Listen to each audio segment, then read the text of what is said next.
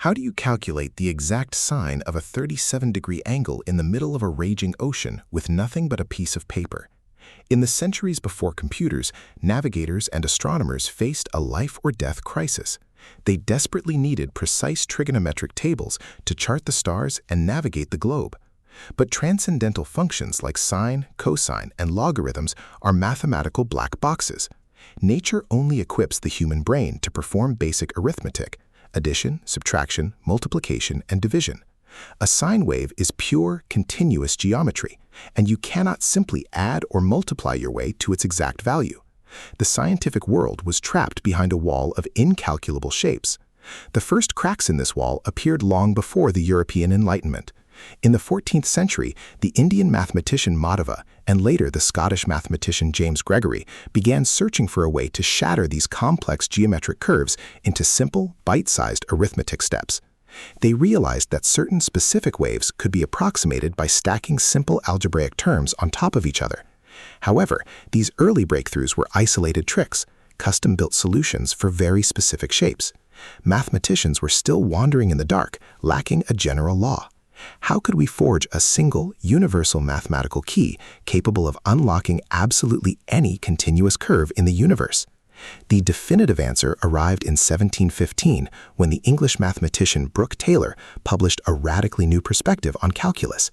Taylor realized that the secret to understanding an infinite sprawling curve was not to look at the whole shape, but to obsessively zoom in on a single infinitesimal anchor point.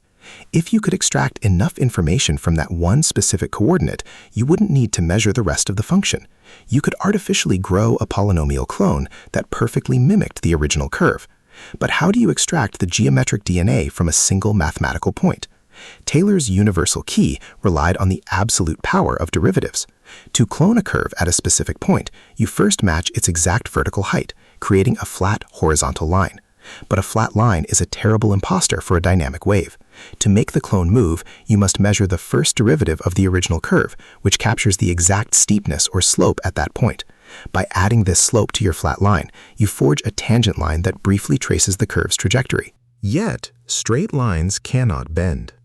To bend the line, Taylor incorporated the second derivative, measuring the exact concavity, or curvature, of the original shape. By dividing this curvature by a factorial and attaching an x-squared term, the tangent line physically bends into a parabola, hugging the original curve much tighter. If you want even more precision, you take the third derivative to measure the rate at which the curvature itself changes, adding an x-cubed term. With every subsequent derivative extracted and added to the equation, the polynomial absorbs another layer of the original function's geometric identity. This discovery reveals a profound truth. Polynomials are infinitely flexible. While a Maclaurin series forces you to anchor this process strictly at the origin, a true Taylor series allows you to drop your anchor at any coordinate on the graph. At that specific anchor point, the original transcendental curve and its polynomial clone are mathematically indistinguishable. The arithmetic imposter behaves exactly like the geometric original. But what happens when we step away from the safety of that anchor point?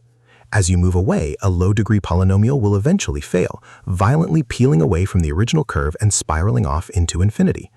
This limitation is known as the radius of convergence, the exact distance your clone can travel before the illusion breaks.